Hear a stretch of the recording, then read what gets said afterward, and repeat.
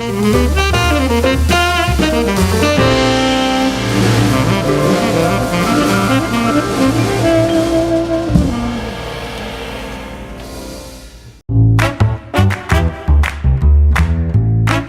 Wind River Resort and Casino, we like to celebrate life's little moments.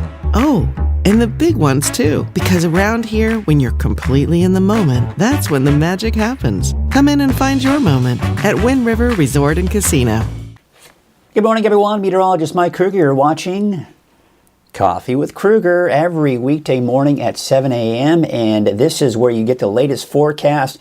And we kind of start off with a quick forecast. So for those of you that maybe you'll want to get out the door here, get the kids ready for school, all that good stuff. You can do that right here at the top of the show. And then we go into, at least this time of the year, into the fires. We talk about the fires a little bit more detail than you would typically see anywhere else. You can ask questions. We kind of get a little bit more interactive. Then we go into any special segments that we may have. And today we have got Turtle Bay Wonderful World of Animals, typically on Monday, but because I was on location yesterday, I felt it would be easier to do it today. So we've got Turtle Bay Wonderful World of Animals today. And we, of course, then will go into a deeper dive forecast where you can get a lot more information, a lot more detail on that forecast. Some of the regulars checking in this morning. Tracy Sackett saying good morning. We got Chappie Debbie Mitchell also saying good morning. So good morning to you, and good morning to all of you who just may be watching and want to check in with the forecast. So let's get you right to it. We're going to start off with Krueger's Quickcast. Again, what Krueger's Quickcast is something I want to do here. I do it in the morning show. Of course, with Coffee with Krueger, I'm also doing it on the 6 o'clock morning update and also the 6 p.m. evening update. Again, you can watch, you can know that at the very top of those weathercasts, and of course, Coffee with Krueger at the very top, you'll get a quick, condensed forecast to help get you the information for the next 24 hours or so. And then you can go on to your day or your evening. All right, so that's what we got going on here as we're heading out the door this morning. You can see those temperatures are going to be in the low 60s for some of those cooler spots. 63 degrees for Red Bluff, 61 for Oroville, 67 though, a little bit warmer out at the Reading Airport at 67. We do have the temperatures in the 40s and 50s for many of the higher elevations. Taking a look at that visibility out there this morning, looks pretty good. You can see this is what it looks like right now out at Elk Country, north of Trinidad right now. Looks like we have some beautiful weather there. And take a look at the coast this morning. This is out in Crescent City at the Harbor District. Look at that, just a couple of clouds lingering around the area. It has been quite foggy for quite some time. So I bet for those of you that are on the coast, it is a welcomed sight to see all of that. Of course, let's take you back to the Elk Country cam here. Maybe check to see if there's any elk lingering around the area. No, doesn't look like it. So there, of course, you can see the visibility pretty good along the coast, 10-mile plus visibility. Out the door again this morning, there you can see this is what we're looking at here by 8 o'clock in the morning. Temperatures in the mid-60s, give or take, depending on where you are in the valley. Low to mid-50s for most of the higher elevations, and not to mention for the north coast. As we take a look at that smoke forecast for today, yeah, unfortunately, it is going to continue to push to the east. I'm expecting southwestern Siskiyou and northern Trinity County will see the brunt and the bulk of that smoke, not to mention extreme northeastern portions of Humboldt County as well. And of course, that'll be the case again for your Wednesday. I don't expect any showers or thunderstorms today, but I will mention this. As Futurecast continues to pick up on more and more of these afternoon clouds developing, that's those puffy cumulus clouds. That's a sign of instability. That's also a sign of enough moisture to produce those clouds, and there may be just enough moisture for a stray shower or maybe even a thunderstorm. And it's not out of the question for that to happen today. But I think maybe even a slightly better chances going into tomorrow, and not to mention even your Thursday. But there you can see those clouds developing, especially for Siskiyou and Modoc counties. But for today, I'm keeping it dry. Temperatures low to some mid-90s for some of the warmer spots in the valley today. So yes, it's cooler, but it's still warm. We have to remember to still drink plenty of water, stay hydrated. It's still warm out there. Temperatures in the 80s for most of us in the higher elevations. Some of the highest elevations are looking at temperatures more like the 70s, and then low to mid 60s out along the coast. Looking at your 7-day outlook, you can see those temperatures are going to be in the low to mid 90s on average for Redding, although by Sunday down to 89 degrees. Low 90s for Red Bluff, low 90s for Chico. We take you out to the coast where temperatures there, low to mid 60s. Actually seeing some clearing, some days better than others with that fog, but not bad this morning as you saw for the coast. Inland, temperatures low to mid 80s, and for the Weaverville and Trinity County area also mid to even some upper 80s in there as well. Hazy skies in some areas here, but for the most part, what I've got here, you'll notice the clouds, especially for places like Mount Shasta and Alturas and even Susanville. So, could there be a stray shower Wednesday or Thursday? Not out of the question. Could there be an isolated thunderstorm? Not out of the question. But it's going to be few and far between and not enough for me to put it on that 7-day forecast. But again, see, this is why I like to really stress it's important to check in with Weather NorCal, because you can get the detail that you're not going to get just by looking at a map. You know, the thing is, we can only do so much with the maps, right? You look at this, you see clouds, you see temperatures, but what's the real story behind that 7-day forecast?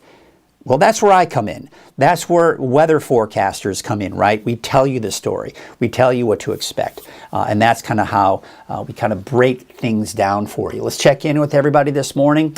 Looks like we've got Rowdy Kelly saying you can see your breath on the coast this morning. Ooh, that's kind of fun.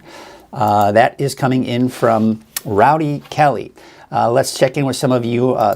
Again, these are some of the earlier ones. 6 minutes ago, we got Debbie saying good morning. We've got Tracy saying good morning. We've got Ruth Sanchez saying good morning to everybody. So good morning to you. Thank you for checking in this morning. I certainly appreciate it, and chiming in as well. Well, let's get you right to the fire forecast now and see what's going on with all of that, because, of course, that is obviously an area of concern. Now, I want to show you a satellite image from yesterday afternoon.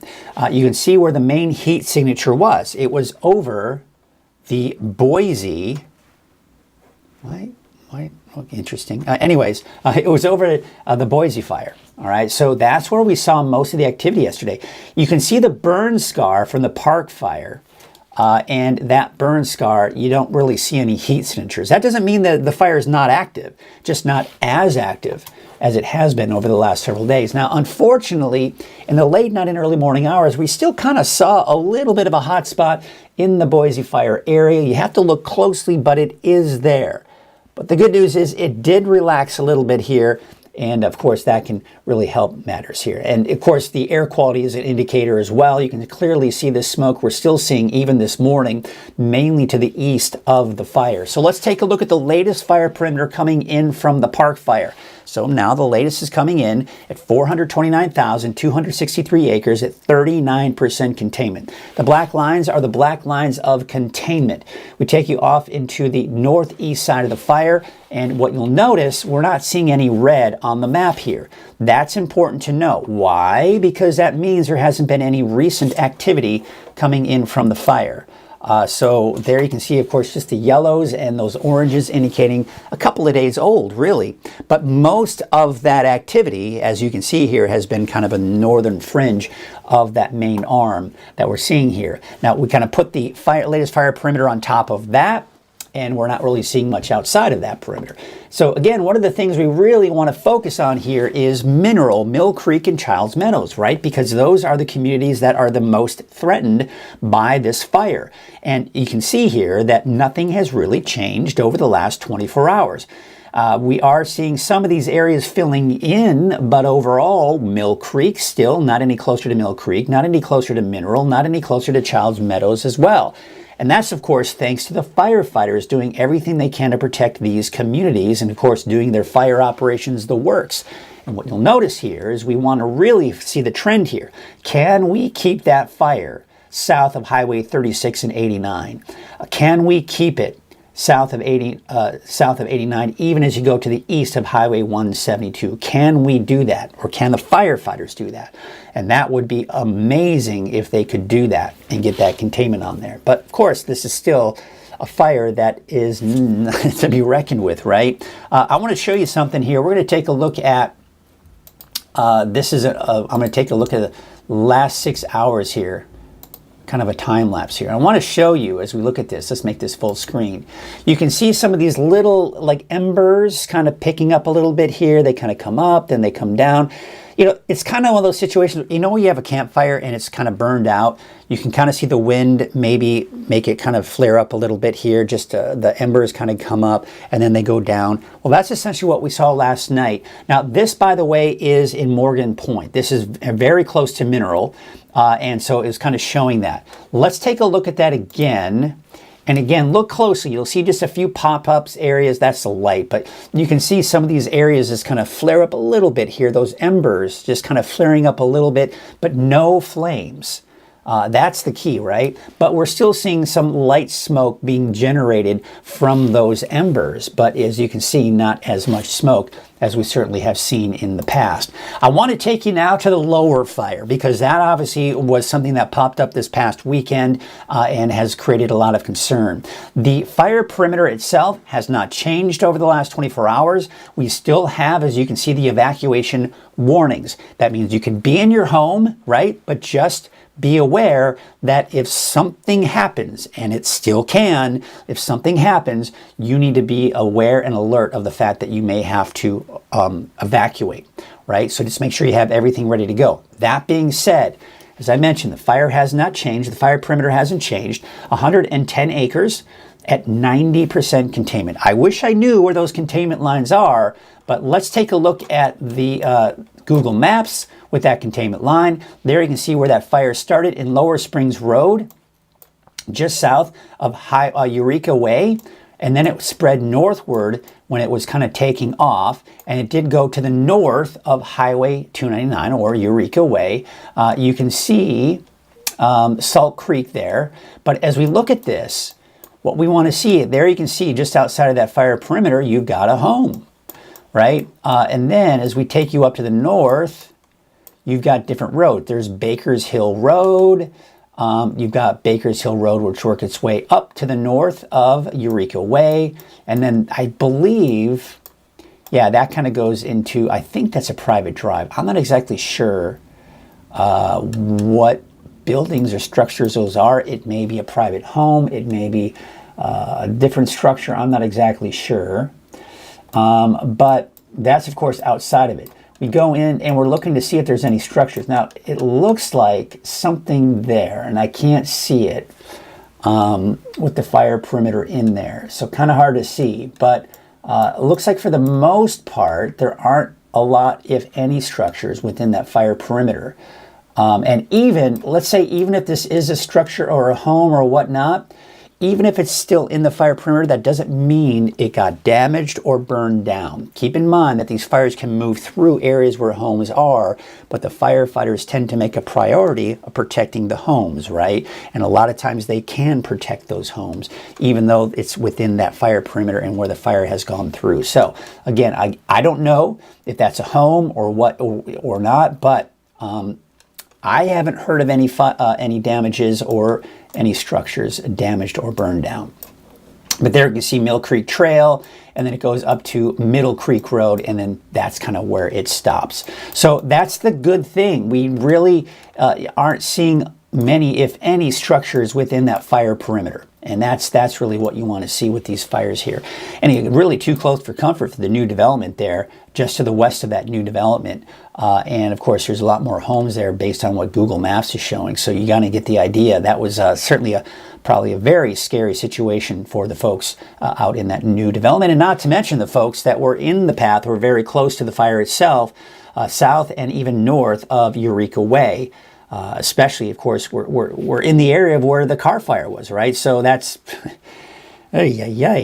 I mean, we don't want to see that happen again, do we? No, of course not. So yeah, that's always interesting to kind of take a look at that. So again, that was a look at the park fire. Let's take you now to the hill fire, still at 98% containment at 7,224 acres. It hasn't grown, but we have seen that containment grow over the last week or so. This is a look at the heat signature, or the heat signature or hotspots coming in from the Boise fire. Now notice on the northwest side of the fire is where you have the older hotspots. These are 2 to 3 days old, all right? But the red is 6 to 12 hours old. So you can see it burned mainly to the south and east. And when we look at the fire perimeter, so the kind of the more solid red, that's the fire perimeter from 24 hours ago. Where you see that more transparent red and that darker red, that is the direction where the fire has grown. So it has grown a little bit on the north side, a little bit on the south, but mainly kind of to the south and east, as you can see that main progression. Now, it did grow over 1,000 acres the last 24 hours. We're now at 3,601 acres with the Boise fire at 0% containment. So with that new growth to the north side, and I took it from the older 3.5 miles to Orleans, but if we were to take it to the same area that where we saw a little bit of that growth, still at about 3.5 miles to Orleans. So obviously this is the closest community to the Boise fire is Orleans. So that's going to be the main area of concern at this point. So obviously something we'll be watching and monitoring very closely. So what is the Boise fire going to do smoke-wise? Well, by noon, still redeveloping. We may see it flare up again in the afternoon. That will push more smoke to the east over northern Trinity County, and not to mention into southern portions of Siskiyou County. Those winds, yeah, they're not a problem this morning, but I do expect them to pick up again later this afternoon, especially in the eastern mountains. But we've also got to watch around Hoopa, right? You can see some of the greens in there indicating over 20 miles per hour, and those winds up near the Boise fire are coming in from the northwest, moving to the south and east.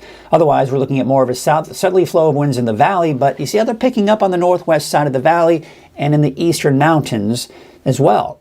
Now we look at the relative humidity for today. It's still fairly dry. You look at the Hoopa area, looks pretty good. You're at 50-60%. That is going to certainly be a help in the firefighting efforts of the Boise fire, but for the park fire, it will be drier with those relative humidity levels in the teens. But it is higher than it was last week. You remember last week, we were into the single digits for those humidity levels. So to see it down to 14-15%, that's at least an improvement. And we look at the fire weather risk for today, we're barely within some yellows there for the north and west side of the valley, kind of in that moderate range.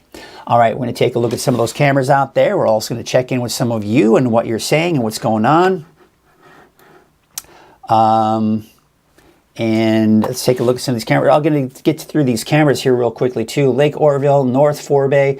Beautiful sight out there. The lake is looking calm. Maybe a good morning to head out to the lake and maybe do some kayaking. There's a look at Main Street Chico. These people probably heading off to work, so they probably can't get out and do their kayaking if they even wanted to, right? And of course, we got Highway 99 at Neal Road. And of course, what we got here is some traffic out there, and it looks a little bit on the hazy side. You can see Sundial Bridge Drive on Highway 44 in Reading. Looks like we've got plenty of traffic this morning. By the way, we've got our Turtle Bay Wonderful World of Animals, but before we get to that, I am going to go ahead and check in with some of you and see if you have any questions, comments, or concerns. Allie Dunn is saying a little bit late to the party, but good morning. Well, good morning to you, Allie. I'm sorry you got here late. Let's take a look at some of your comments this morning here. By the way, Allie, if you missed and you're a little bit late to the party, you can always check back on Facebook. Once I'm done with this, then you can go back and watch the pre-recorded version. I also take a recorded version of Coffee with Krueger, and I apologize. I forgot to push record in my remote location yesterday, so I didn't get to put the recording on from yesterday. But I record typically the Coffee with Krueger segment is recording as we speak. Once I'm done with Coffee with Krueger, I upload it to YouTube. You can also access it from weathernorcal.com. Click on the Coffee with Krueger banner, and then you can just press play, and you're watching it. That is where you're going to, out of the 24 hours that I'm on, That is where you're going to get the most comprehensive coverage, not only with your forecast, but if it is during the fire season, we will talk about the fire season, the latest fire perimeters, the works. A lot of times when I do the 6 o'clock morning update, the data is not the freshest of data. And by 7 o'clock in the morning when I'm doing Coffee with Krueger, it's been refreshed and we have more data. So that's why Coffee with Krueger is a great location to go to get the latest on the fires if you missed it. All right, so that is just kind of a Allie done, just to let you know, if you do get in late, you can always go back and check it later. We have got a question coming in from Loretta Larkins. Can you touch on the weather in Crescent City for Wednesday, Thursday, and Friday? I'll tell you this, Loretta, it's mainly going to be morning fog and some burning off in the afternoon with temperatures mainly in the low to mid 50s for your daytime highs. Excuse me, low to mid 60s for your daytime highs. I don't anticipate there to be much in the way of rain. There could be some drizzle in there for those late night and early morning hours, but that will probably be the extent of it. So that's really what we're looking at here, and that's for Crescent City. Of course, right now, you can take a look at what Crescent City looks like right now. Let me get that up for you, and you can kind of see what I'm talking about. It's absolutely gorgeous right now in Crescent City. Of course, you probably already know that, right, Loretta? I mean, because if you look outside, that's what it's looking like right now, and absolutely gorgeous, as we do have the mainly clear skies out there this morning. So again, thank you, Loretta, for that question, and I appreciate all of the comments, the questions, and all that, because we want to make this as interactive. And tell your friends, tell your family, if they ever want to ask questions or know what's going on and get some of that personalized experience with the weather, they can do it right here on Coffee with Krueger. Good morning, everyone, watching from Fall River Mills. That's Jess Ann, Norman Mike. We've also got Veronica saying good morning, and a couple of coffee mugs as the emojis there. We got Lisa Stevens saying good morning all, have a great day, and we got Veronica Johnson just 55 seconds ago saying wonderful to open the windows and some fresh air. Yes, isn't it nice to do that? I wish I could do that. I would, but then you would probably hear some of the traffic going by. So once I get off the show and I'm done doing my recordings, I can open up those windows, especially in the morning hours, and let some of that cool, fresh air. Nothing better than that fresh air. Well, of course, as I mentioned, today is Tuesday. Now, typically on Mondays, we do Turtle Bay Wonderful World of Animals.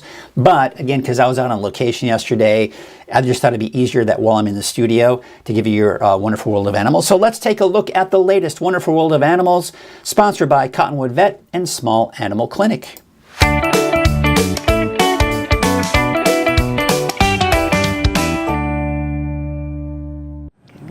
Hello everyone, Mike Krueger from Weather NorCal, and you are watching Turtle Bay Wonderful World of Animals. We've got Sharon Clay, and this is a bit, I guess not necessarily a repeat, but we're just kind of revisiting. Well, we're updating. Updating, there you go. We are updating because last time we had gotten this one and we had just gotten, and at the time we said her, we had just gotten her. But we have learned that her is not a her, it's a little boy. So that's changed. Yes. And he has a name. So drum roll. Drum roll. This is Bristle. Oh, so I would have never guessed. So Bristle, we try to name all our animals educational names.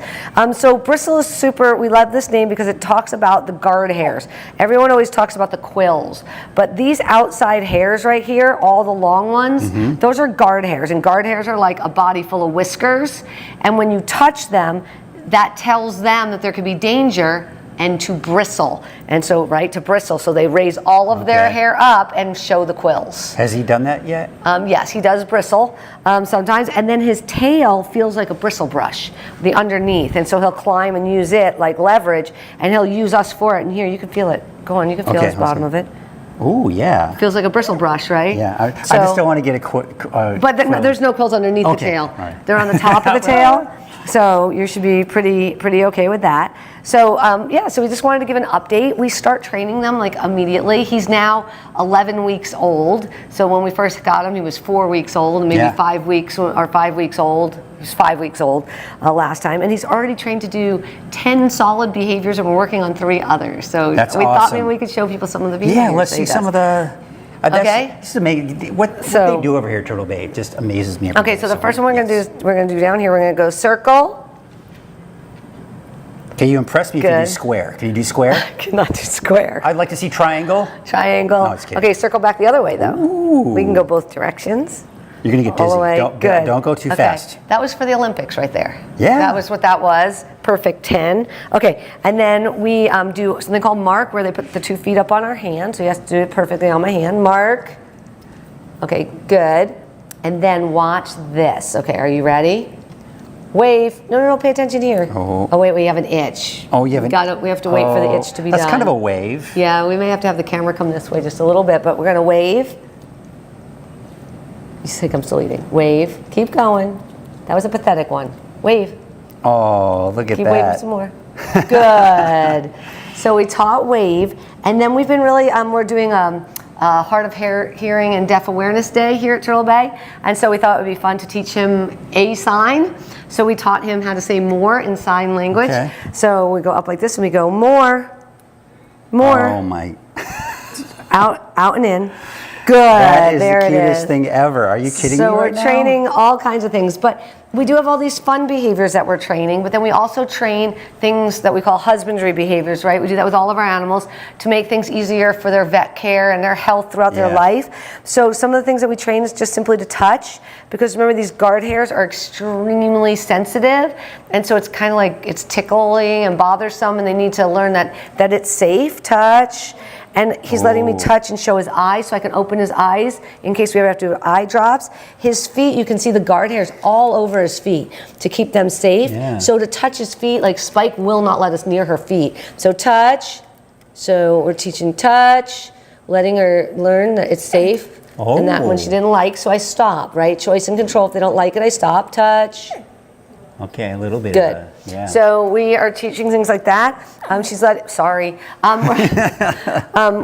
us like palpate her belly and things like that. So we'll be able to do all kinds of great husbandry behaviors for the vet. That is awesome. So you've been still kind of in the training process. So I think what we should do is in a couple of weeks, maybe a month or so, come back. And show some because more. There's this awesome, great thing where we see them kind of from babies and then growing up. So that's kind of neat. Yeah, and he's kind of in the toddler stage right now. Now we know he's a male. He's going to be bigger than Spike. He's an Alaskan male. He's going to be at least 20 pounds, if not upwards to 30. Wow, I think I can bench that much, so I think we'll be okay. No problem. Yeah, all right. Well, thank you, Sharon. Thank you, Bristle, for showing us a few of your tricks. Again, I'd like you to work on triangle or square, and then I think you'll impress me. But until then, no, I'm very impressed.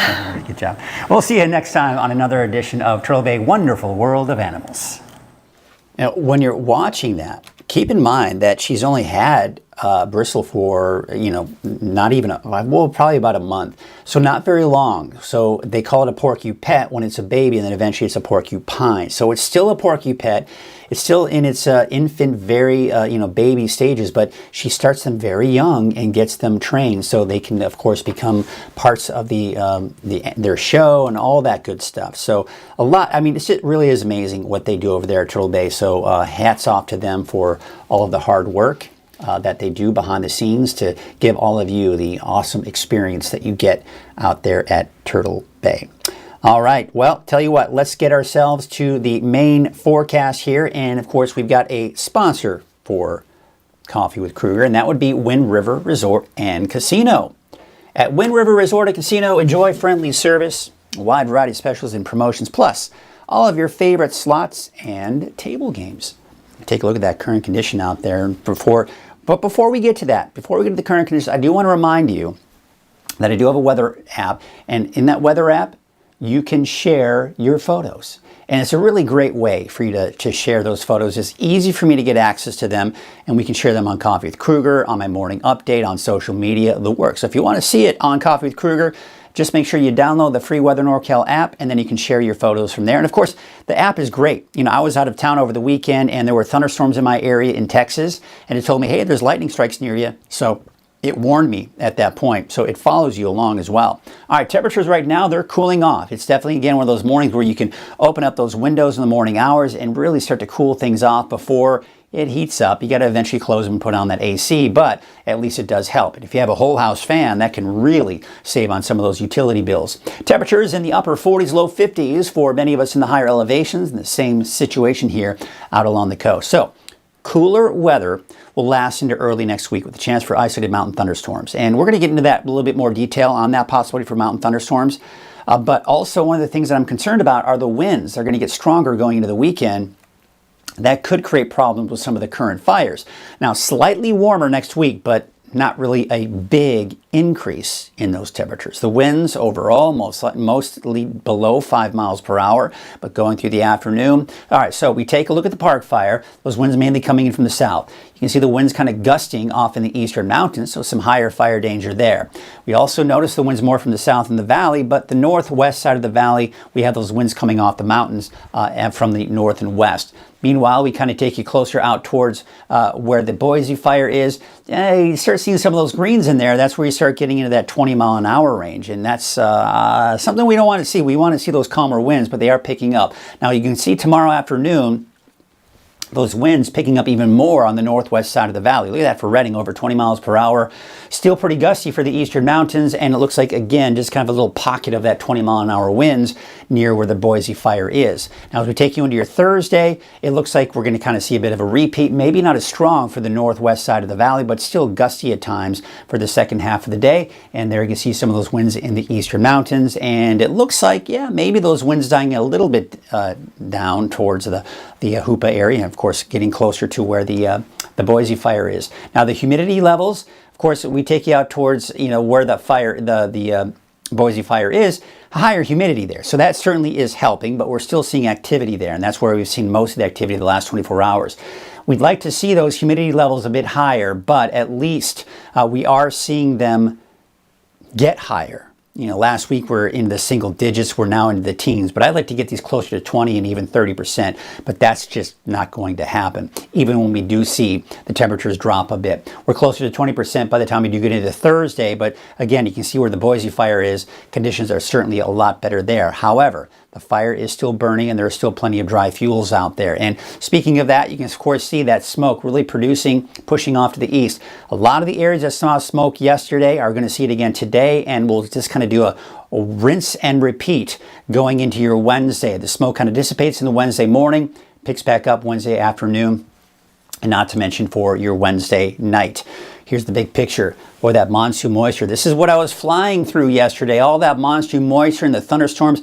The airplane was kind of weaving in and out through all those thunderstorms.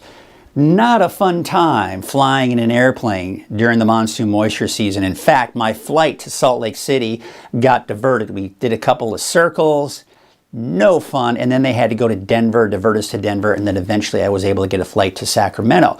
But you get the idea here. This is where all that monsoon moisture is. That was just kind of a side little note, but it was a very bumpy ride too. But there you can see those thunderstorms that we're seeing here. Very typical for this time of the year, the monsoon moisture. So sometimes that monsoon moisture can come in and have an impact on us. And so when we look at futurecasts, I want to show you something. So what you're seeing here, you see this afternoon at 5 p.m., you see this, these are all those afternoon puffy cumulus clouds. Now, Futurecast isn't really picking up on, at least for today, any thunderstorms. But could we see a stray shower or thunderstorm in these areas? It's not out of the question. This could even include northern Trinity County. This is mainly just in the form of some fog and some clouds for the coast. But again, we're starting off with those clear skies along the coast right now. But you can see by tomorrow morning, we're seeing more fog, more clouds. But you see that the clouds are dissipating for many of us along the coast here tomorrow. But see this? Again, those clouds may materialize into a shower and maybe even a stray thunderstorm. It's going to be few and far between. That's why I'm not really putting it on the 7-day forecast, but that's why it's important for you to watch Coffee with Krueger or any of my weather updates, because I can give you the story and let you know where that potential for thunderstorms could be. Now, as we go into your Thursday, kind of the same situation.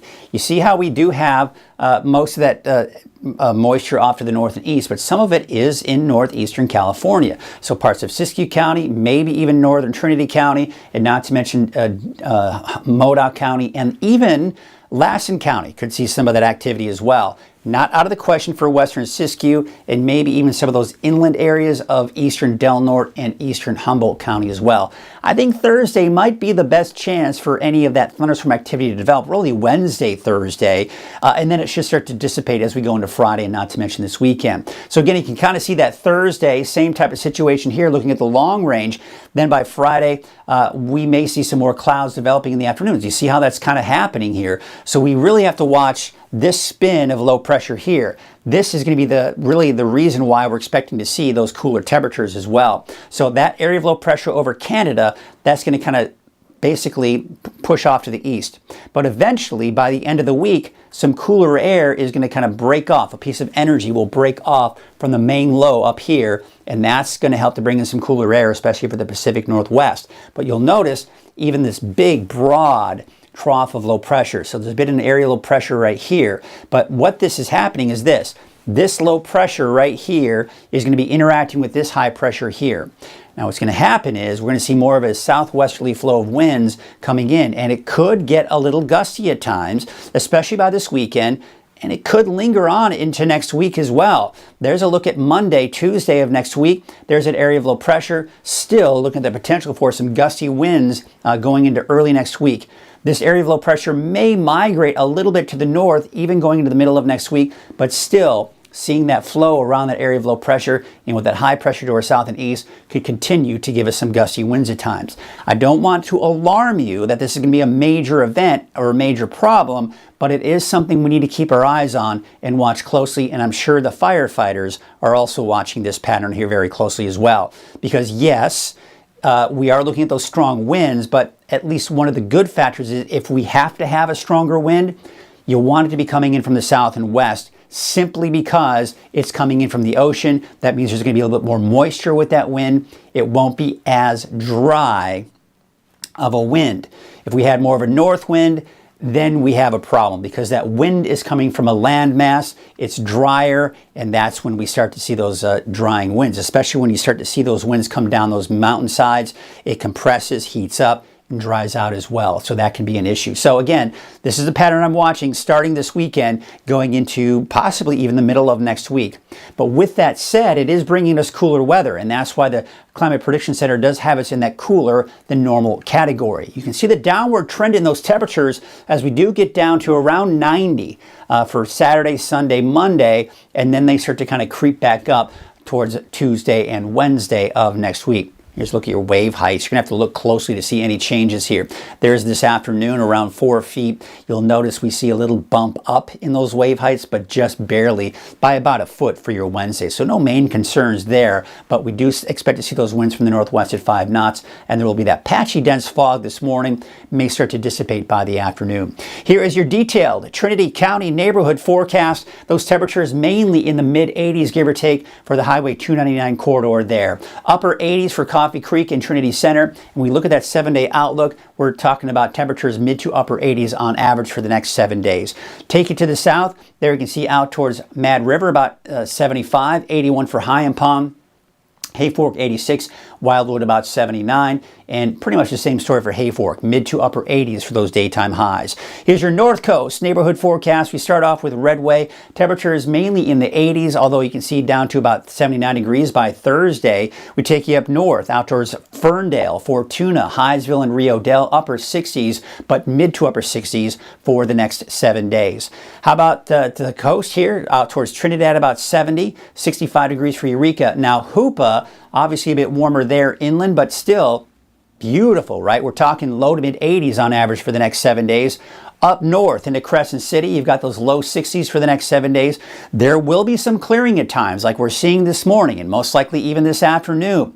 But it looks like we'll still be looking at some of that fog kind of returning at times throughout the next 7 days. Here's your Siskiyou County neighborhood forecast. As you can see along, of course, the Highway 96 corridor there, temperatures mid to upper 80s. The I-5 corridor, temperatures in the low to mid 80s. Taking a look at Wairika, low to mid 80s for the next 7 days. We take you out to Scott Valley. We're also looking at low to mid 80s, although by Saturday, you're down to 78 degrees for that daytime high today in Scott Valley. Central, eastern Siskiyou Siskiyou County, about 77 degrees for Tule Lake, 79 out towards Weed and McLeod, about 82 degrees. Let's take you out to Modoc County. Temperatures there today, upper 70s to low 80s.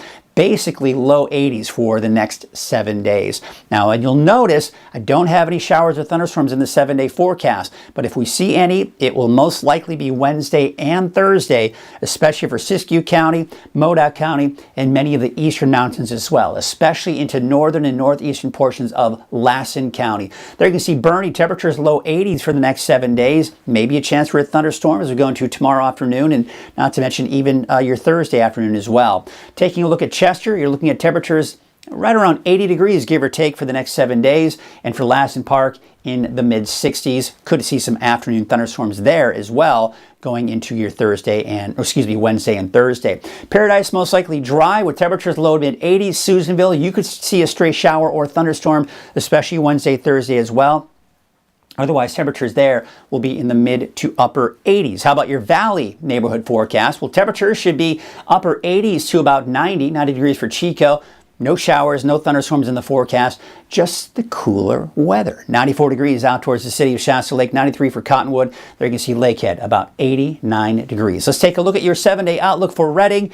And those temperatures, kind of going up and down a little bit here, but generally staying between, say, 92 and 94 degrees. Although it looks like by Sunday, we're cooling off even more with temperatures in the upper 80s, back up to about 91 degrees by Monday. Alrighty, folks, that's going to do it for your forecast. I'm going to check in one last time with all of you to see what's going on and what the story is. What you got going on today? Anything fun? Anything special? Anything exciting? Let me know in the comments here, and we'll see if we can kind of spark up a little conversation about it. Nice weather for the kids starting back to school. Have a great day, everyone. That is coming in from Debbie, kind of a regular checking in here. Krista is saying, so cute. I don't think you're talking about me, although maybe you are. I think you were talking about, of course, the Turtle Bay Wonderful World of Animals segment. Yes, that Porcupet, just absolutely adorable to look. Nice, let's see here. Oh, these are kind of comments from the Turtle Bay segment. Love the animal and ag segments. Thank you for the great weather and fire coverage. Well, you bet, Tracy. Glad to do it, and that's what I do.